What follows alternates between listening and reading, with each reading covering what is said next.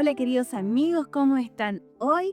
En esta oportunidad vamos a hablar sobre la lección número 3. Espero que ustedes estén muy bien. Yo aquí estoy con mi amiga Cris. Hola Cris, ¿cómo Hola estás? de Qué nuevo. gusto poder conversar contigo sobre la lección. ¿Cuál es el título de esta semana? Orgullo versus humildad. ¡Wow! Ah, te digo que cuando la estudié me quería morir. No, yo me leí el complementario y sabes que Era se lo tuve que leer a horrible. otras personas porque encontré que era tan...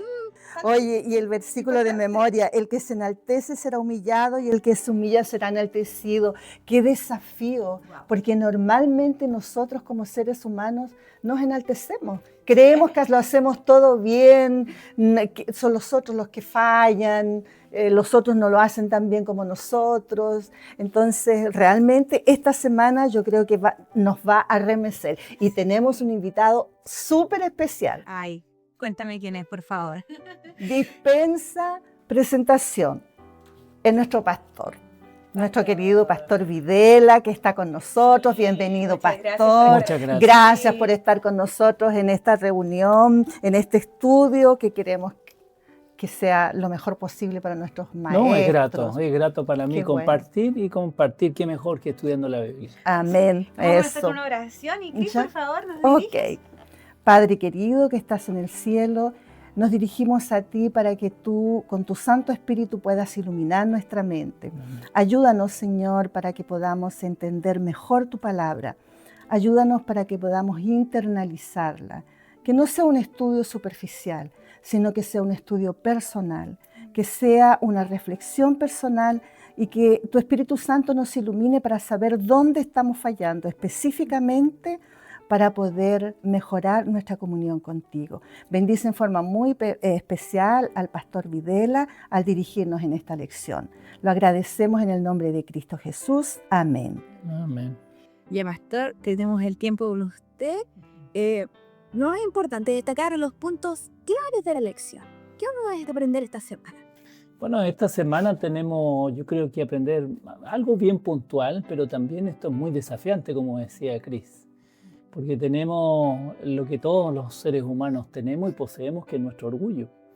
Y entonces, ¿cómo vamos a manejar esto del orgullo, que es un sentimiento que aparece lamentablemente en una criatura perfecta? Y caramba, que trajo un caos universal. Entonces eso nos afecta mucho. Es difícil, pastor, es difícil pensar que el orgullo nació de un ser perfecto. Y si nació de un ser perfecto, ¿cuánto más aparece en nuestra vida que ya estamos con esta carga de pecado de tantos años? O sea, es algo con lo que convivimos diariamente y que nos cuesta aceptar. Saben que es curioso porque el orgullo es muy peligroso, porque nosotros podemos jactarnos incluso de no ser orgullosos. Entonces, es muy engañoso decir, no, yo soy una persona humilde.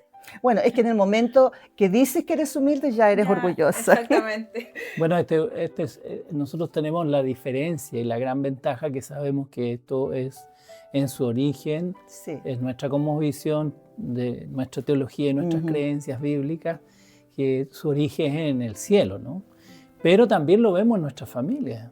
Por ejemplo, Sí. los niños cuando se sacan buenas notas o tienen buen comportamiento, y cuando se equivocan, caramba, que es un desafío.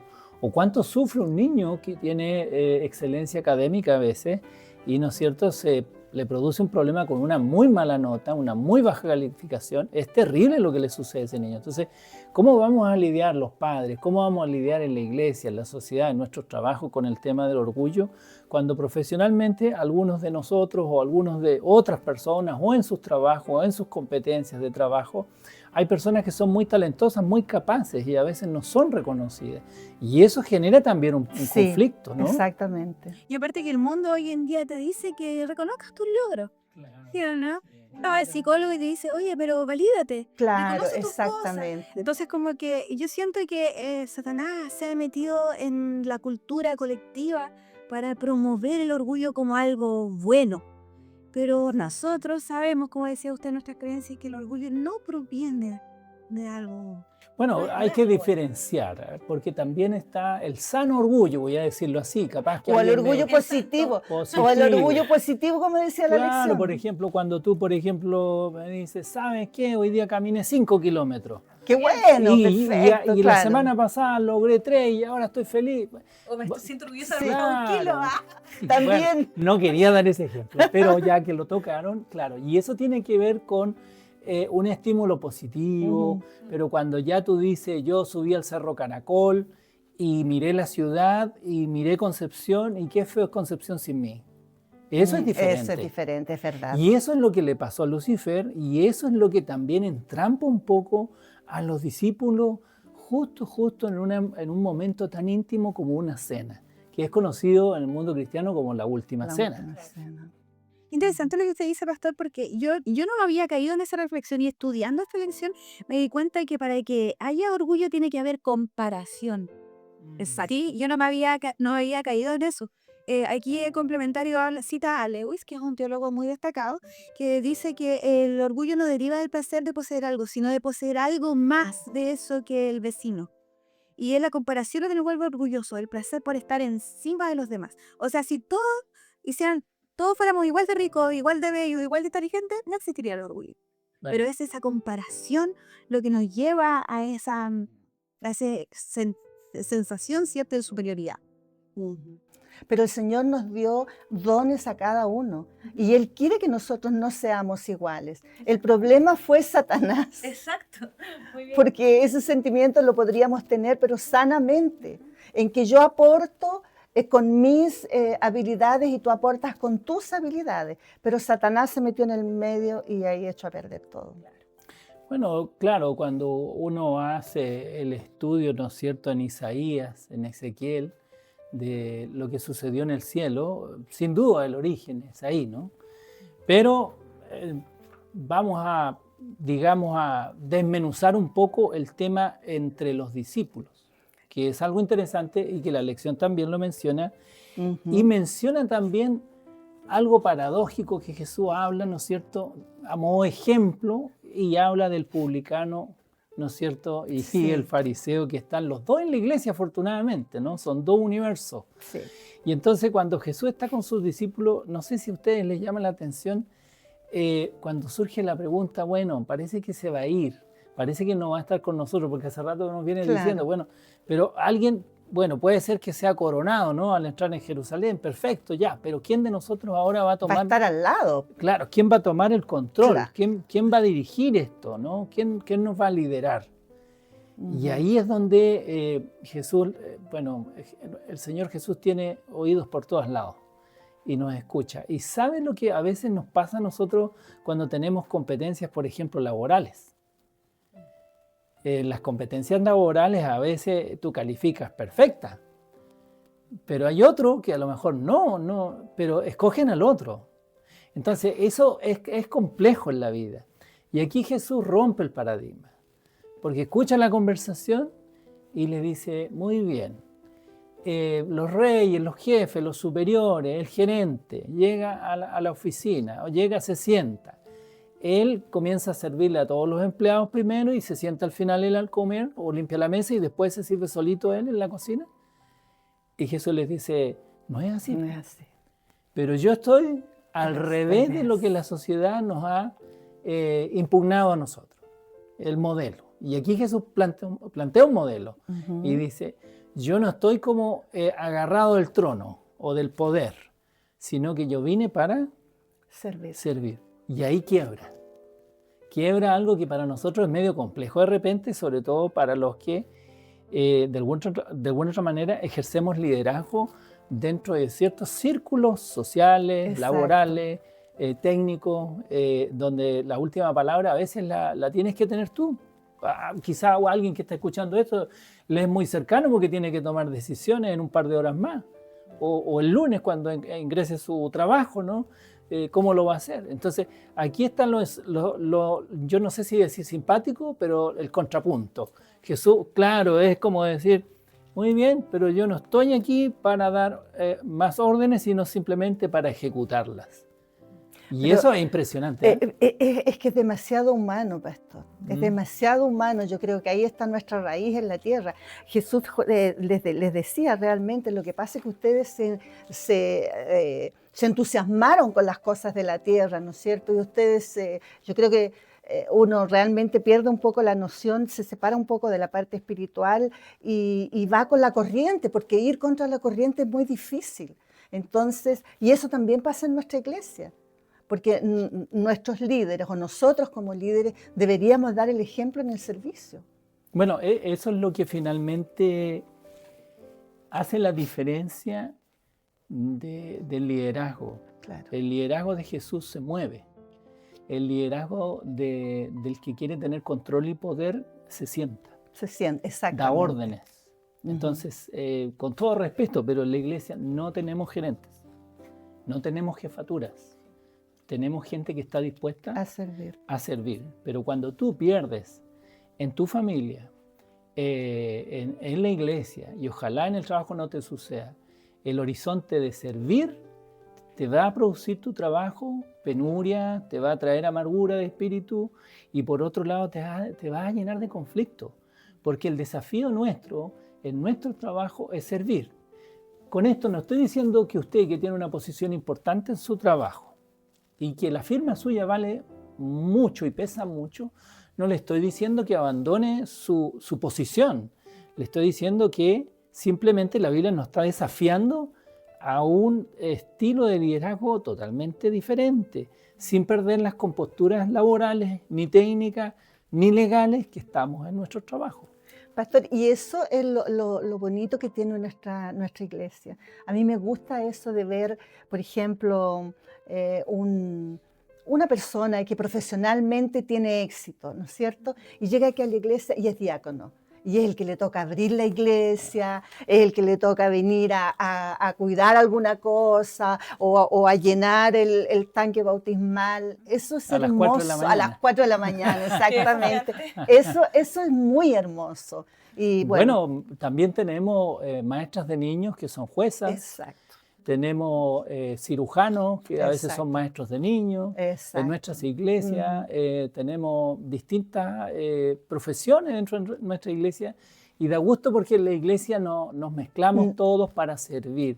Tanto el albañil como el juez se juntan para servir. Sí. Y sabes que después que tú conoces a Cristo y conoces que el fondo del servicio es el amor, se forma un privilegio el servir. Es un privilegio, sin duda. Hay muchas personas que quizás no comparten nuestra fe o que no entienden completamente en qué se basa el servicio cristiano, no comparten nuestra forma o sirven con el objetivo de ser vistos.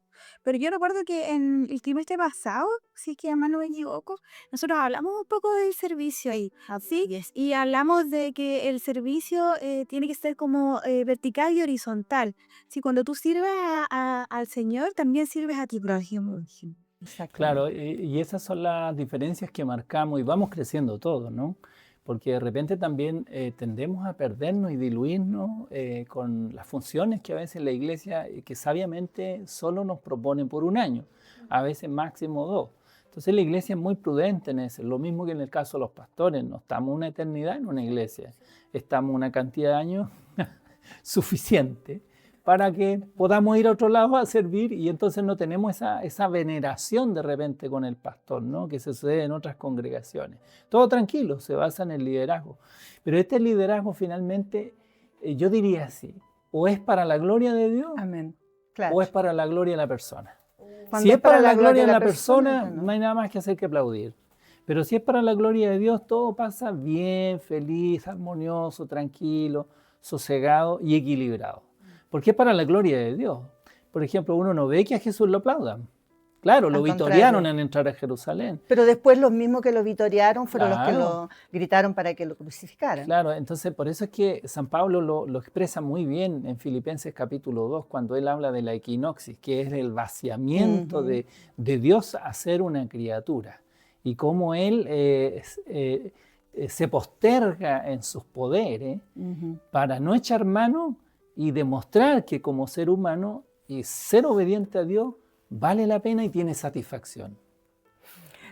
Bueno, hemos hablado, digamos, el lado bonito del servicio, pero nos cuesta ser humildes. Claro, porque hay un enemigo muy grande del servicio, que es el orgullo. Y el orgullo.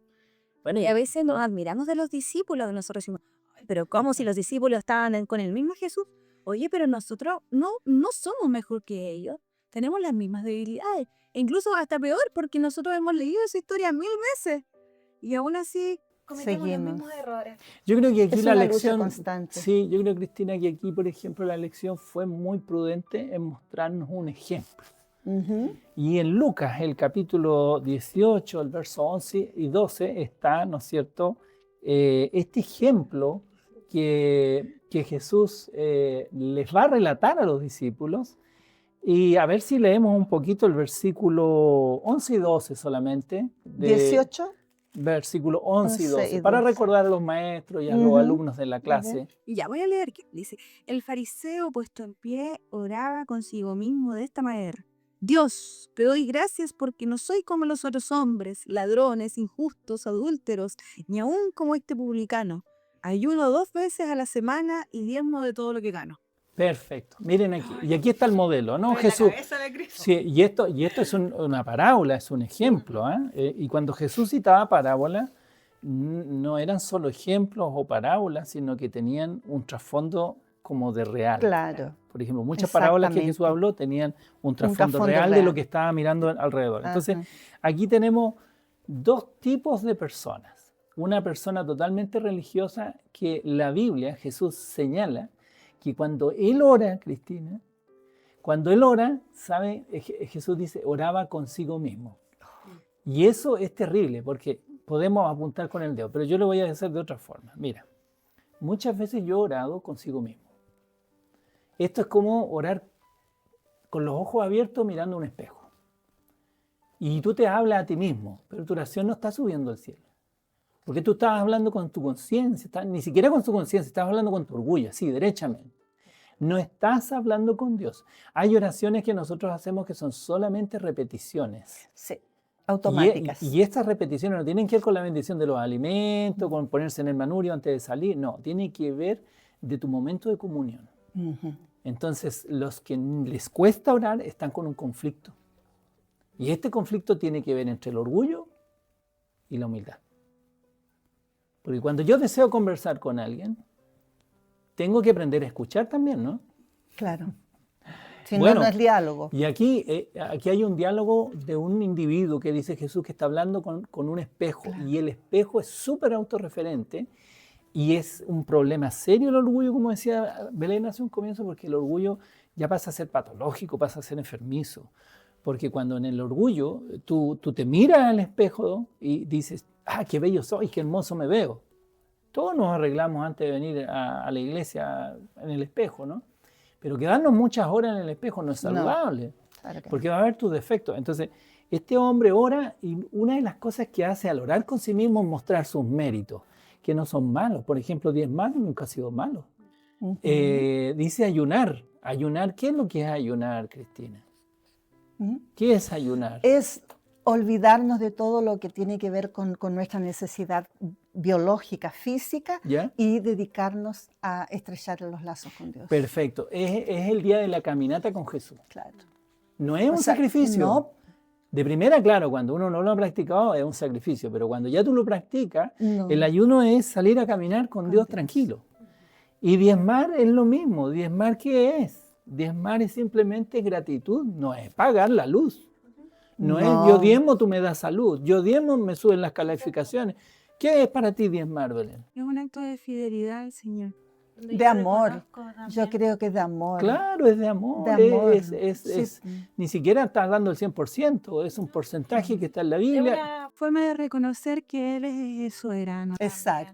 Entonces yo creo que se vinculan las dos cosas, el amor, la fidelidad, la humildad también, porque para aceptar el diezmo también es necesario ser humilde. Ser humilde, claro. Entonces, ¿qué es lo que muestra aquí esta parábola? Está mostrando una persona que diezma, pero no por adorar, sino para pagar. Y él ayuna, eso es un canje. Él ayuna porque es un mérito, pero no es por comunión. Por comunión. Entonces, aquí, ¿qué es lo que vemos? Vemos canjes. El diezmar, el guardar el sábado, el ayunar, ¿Qué otra actividad tenemos espiritual? El culto personal. No son meritorios, no son canjes. Simplemente son espacios, son momentos en que nosotros los aprovechamos para disfrutar ¿qué cosa? Las bendiciones y la comunión con Dios. Pastor, ¿Sí? y venir a la iglesia el sábado. Es maravilloso. Y el miércoles también. Sí, y el miércoles. Y el viernes, porque, si se puede. Pero ¿y por qué entonces no nos dan ganas de venir a la iglesia? Qué pregunta. Claro. Por eso, porque Yo creo que por el orgullo. Porque Claro. no estamos colocando a Dios en primer lugar. Y cuando Dios sale del primer lugar de mi vida, paso a dirigir mi vida yo. Claro, y tú sacas cuenta y me dices, a ver, voy a gastarme 2 pasajes. Va a subir el pasaje por el tema de la guerra, va a subir el combustible. No voy a ir porque voy a gastar mucho. No, y porque también uno dice, pero si estoy bien, Esa es otra hueco. pero si estoy bien, pero si puedo ver un culto en mi casa. Exacto. Sí, ¿para qué voy Bueno, a ir si escucho música cristiana? No, si yo oro, estoy bien con Dios, la iglesia no me salva. Dice, Sí, bueno, voy a ser más grave. Específico. No, más grave. Hay muchos adultos mayores que no son visitados por sus hijos. Sí. Y económicamente esos hijos a veces están muy bien. Y no visitan a sus padres porque no tienen tiempo. Y significa pérdida de tiempo viajar, ir a verlos un rato, estar un par de horas, salir con ellos a comer algo o salir a caminar. Y ellos sufren. Entonces, esto es similar. ¿Por qué voy a la iglesia? Yo vengo a la iglesia porque yo amo a Dios. ¿Sabe lo que pasa? Para mí venir a la iglesia es... En mi casa yo tengo muchos distractores. Tengo distractores, está todo lo que no me acerca a Dios. Que son cosas normales, buenas, pero no me acercan a Dios. En cambio, en la iglesia yo puedo dedicarme solo a pensar en Dios. Uh-huh. yo creo que Sí, ¿verdad? en lo personal y para mí es un tiempo de calidad con Dios y también con mis hermanos. Claro, además, pero yo encuentro pienso que el encuentro con los hermanos es una consecuencia. Sí. Es una consecuencia, pero mi objetivo, mi meta debería ser venir a encontrarme con Dios sin distractores. Perfecto. Entonces, cuando Jesús muestra esta parábola, dice, atrás, al fondo de la iglesia, y queridos maestros, siempre las personas que son nuevas generalmente y que tienen temor al Señor y vienen con muchas cargas, no se van a sentar adelante. Sí, Se van a sentar atrás de la iglesia. Por favor, a los que están atrás, saluden, no sean amables con ellos, porque esas personas vienen con mucha carga y dificultad y no los expongan. Porque la persona que viene a la iglesia viene con temores y prejuicios, pero busca a Dios y nosotros a veces los exponemos. Entonces tenemos que ser cuidadosos. Fíjense que el que estaba al fondo tenía una actitud totalmente diferente. Uh-huh. Y la Biblia dice que Jesús dice que era un publicano, o sea, este no es fariseo, no es saduceo, no es levita, no es sacerdote, no es de la tribu de tal. No, este era un pecador de tomo y lomo. Y marginado. Claro. ¿Qué mérito tiene? Ninguno. ¿Qué ofrece? ¿Ayuna? Cobraba impuestos. ¿Ayuna? ¿Es un traidor? Porque Claro, era un traidor. Era un traidor. Sí, ahora, ¿ayuna? No. ¿Ofrenda? No. ¿Diezma? Nada de Tampoco. eso. ¿Asiste a las reuniones? Menos. Pero tenía algo en particular. ¿Qué reconocía él? ¿Qué ofrecía? ¿Qué ofrecía? ¿Qué tenía para ofrecer? No tenía nada para ofrecer, él venía solo a buscar a Dios. Claro, y en eso él lo único que ofrece es su vida. Su y vida. dice, Señor, perdóname porque soy un hombre practicante del pecado. Exacto. Entonces, cuando uno escucha esta parábola de Jesús, que es genial, nos da una bofetada a muchos que estamos en el liderazgo y somos muy descuidados con las personas que a veces vienen a la iglesia. Si tú eres maestro de escuela sabática, si tú eres alumno de la escuela sabática o un posible alumno de la escuela sabática, online o presencial, felicitaciones, pero recuerda, hay gente que viene a la iglesia que no está en las mismas condiciones tuyas y busca al Señor. Cuidado con exponerlo, hay que abrazarlo, bueno, con cuidado. Me refiero a abrazar, a contener, a ser amable, a ser agradable, para que esa persona se sienta grata en la iglesia. Pero no la marginemos, porque eso es complicado. Nos saludamos entre nosotros el sábado, ¿no es cierto? Porque nos conocemos de años. Pero ¿y qué pasa con el que no vino ese día? Tenemos la misma delicadeza y amor cristiano para saludarlo? ¿Qué estás pensando, Belén? Pensaba muchas cosas, la verdad, pero creo que a veces nos olvidamos de que la sangre que se derramó por mí es la misma que se derramó por esa persona, por ese publicano. Entonces aquí frente a la iglesia todos somos iguales, porque todos costamos la misma sangre del sacrificio de Cristo. Ellen White tiene un párrafo en el que habla, en el que dice que si nosotros meditáramos más tiempo en la muerte, en el sacrificio de Jesús, nosotros realmente nos condoloríamos tanto, tanto, tanto, que sería imposible apartarnos de Él. Pero eso es lo que nos falta. Claro. Pero la elección también nos da otro ejemplo, que es el ejemplo de Moisés. Sí, tenemos que ir avanzando, vamos a ver. Porque si no, nos vamos a entusiasmar. Sí, nos quedan pocos minutos ya, ¿no? Sí. Pastor, cuéntenos, ¿qué destacar de Moisés? Siempre se habla de Moisés por la paciencia, pero en este caso se está hablando de Moisés por la humildad. La humildad. Yo creo que a veces esto de la historia de Moisés nos muestra los tiempos de Dios y los tiempos tuyos.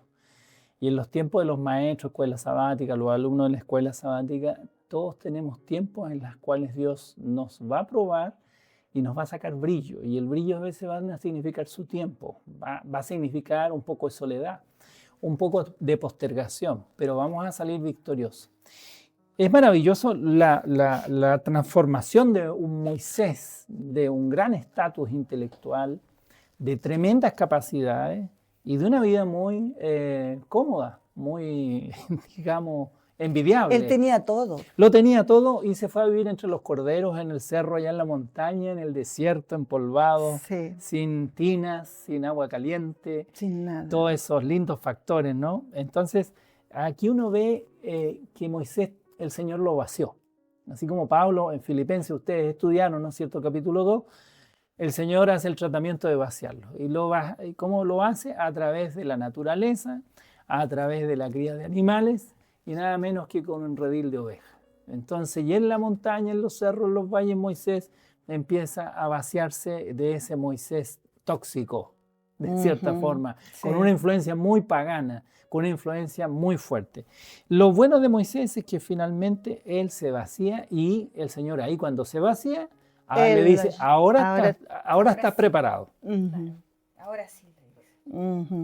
Y bueno, por el tiempo, yo creo que si me tocara ser maestro este sábado de mañana con esta hermosa lección, diría que para el orgullo hay que bajarle la tensión. Y para el orgullo bajar la tensión hay que vaciarse. Y hay que atreverse a vaciar. Y eso significa no estar dispuesto a ser servido, sino aprender a servir. Y no siempre con lo que yo sé hacer, sino que hay desafíos. Por ejemplo, ¿nos faltan maestros de niños? Para ser maestro de niños hay que vaciarse. Porque trabajar con niños no es lo mismo que trabajar con adultos. Exacto. Hay que bajar. Y eso es vaciar. Si la iglesia a veces necesita diáconos, diaconisas, camarógrafos, maestros de niños, donde estamos más escasos a veces, líderes de conquistadores, ayudantes en aventureros, que es donde uno aprende a vaciarse y baja la tensión. Y caramba que lo pasa bien. Y lo otro, vamos a tener que decidir entre la soberbia y la humildad. Entre el orgullo, que no hace nada de bien, y la humildad. Y la humildad no es sentarse a quedarse quieto y no comprometerse con nada. La humildad tiene que ver con la vida de Jesús. Y la vida de Jesús, Belén, ¿no es cierto?, es una vida de servicio, de acción, de moverse, de estar para allá, va para acá, va para el río, va para la montaña, cruza el Jordán, vuelve el Jordán, se mete a lugares que no hay que meterse, va al templo, sale del templo. No está en un lugar fijo. La vida de servicio es así, es activa. Es importante, pastor, enfatizar en eso, en el hecho de que el servicio muestra que no somos orgullosos, porque nos encontramos, como usted decía, con muchas dificultades en la iglesia. Nos cuesta, por ejemplo, necesitamos promotores misioneros. Claro. Y nos cuesta, dice, no, yo no quiero. Un maestro que dice, no, en mi clase nadie quiere aceptar. Es triste eso, es muy triste. Yo no estoy diciendo que esas personas que están en esa clase sean orgullosas. Pero necesitamos ser Servidores. muy humildes para servir. ¿Sabes, Cris? ¿Sabes, Pastor? Lo que pasa es que para servir yo necesito renunciar. Exacto. Renunciar a mi tiempo libre, renunciar a muchas cosas que me son... Yo pensaba cuando tú hablabas del culto de miércoles, yo no vengo mucho los miércoles. No vengo los miércoles, diga ahora sí. Y la verdad es que es porque me cuesta renunciar a mi tiempo, a renunciar a llegar temprano a mi casa, después de un día agotador. Y ahora pensaba, mientras el pastor hablaba, qué importante. Porque a veces uno puede estar sirviendo. Yo misma estoy aquí en este podcast sirviendo. Pero también puede que hayan señales sutiles del orgullo. ¿Sí? Claro. Porque a veces podemos incluso estar sirviendo y caer en cositas. ¿Sabes, Pastor? Mire, quería leerle algunas cosas que están en el complementario. Que me encanta a mí el complementario de la lección. Lo recomiendo, 100%. Es muy bueno. Dice, señales sutiles de orgullo. Renuncia a servir de forma insignificante en secreto. O sea, otra, dificultad para emitir errores o aceptar críticas. Necesidad excesiva de reconocimiento. Actitud defensiva. Yo cuando leí esa actitud defensiva dije, sí soy. O sea, ¿cuánto necesito del Señor para poder, cuánto necesito renunciar para poder alejarme del orgullo que está contaminando de alguna manera mi corazón y quizás también el corazón de las personas que me escuchan? Y incapacidad para disculparse. Envidia disfrazada de crítica. Y eso pensaba cuando el pastor hablaba y decía, ¿cuántos critican? Es fácil criticar y dice, ¡ay, te cuento muy largo! ¡Ay, que la persona aquí! ¡Ay, que esa persona cantó mal! Orgullo. Hay orgullo. Bueno, yo creo que el tiempo es un enemigo. Agradezco por la invitación y mi última contribución sería baje la atención sirviendo, porque Bueno, lo más lindo cuando usted está tensionado, estresado, sirva al Señor y se va a vaciar. Segundo, usted va a tener que decidir entre el orgullo, la soberbia y la humildad. Y los que estamos aquí, por lo menos en esta mesa, experimentamos y creemos que la humildad siempre va a ganar, va a salir triunfadora, porque Jesús es triunfador. Amén, amén. Y lo último, creo que si vamos a servir al Señor, debemos hacerlo de corazón, pero no por intercambio, como decía Belén. No tiene que ser. No tiene que ser, yo voy a ayunar, voy a diezmar, voy a ofrendar, voy a ir el miércoles a la iglesia para que me vaya bien. No hay que hacer esos intercambios. Aquí, siempre que tú cedes, en la vida cristiana ganas. Amén. Si Cristo no hubiese cedido de su trono, hubiésemos estado perdidos. Pero como Él cede, como dice Belén, todos ganamos. Amén. ¿Hay un conflicto en matrimonio? De repente ceder es bueno. ¿Hay un conflicto entre nosotros? De repente ceder es bueno. Y eso requiere no orgullo, requiere humildad. Okay. Gracias, Pastor. Okay. Me dejó pensando. Yo creo que esta lección para mí fue muy fuerte. Muy buena la Bueno. lección. Muy buena lección. Gracias, Pastor. No, por gracias estar por con invitarme. nosotros. Gracias a usted también en la casa por escucharnos. Si esta lección fue importante para usted, coméntalo aquí abajo también para que, o compártelo con tus amigos para que también puedan escuchar este privilegio. Pastor, antes de despedirnos queremos que usted pueda orar por nosotros. Ok. Señor, gracias por estos minutos, momentos que estamos contribuyendo con el repaso de la lección. Gracias, Señor, por la forma de ser que tienes tan maravillosa, Amén. que nos muestra un camino bien marcado. Ayúdanos a vaciarnos como tú lo hiciste, para estar dispuestos a servirte, pero sin nada a cambio, sino Amén, simplemente Señor. para servir a los demás, especialmente con este mensaje redentor. Te lo agradecemos y pedimos que bendiga a nuestros alumnos de la escuela sabática, a los maestros y a nuestras familias. En el nombre de Jesús. Amén. Amén. Bueno, querido amigo, nosotros nos vemos la próxima semana con la lección que se titula El rol de la Biblia. Nos vemos. Nos vemos. Gracias, chao. Gracias.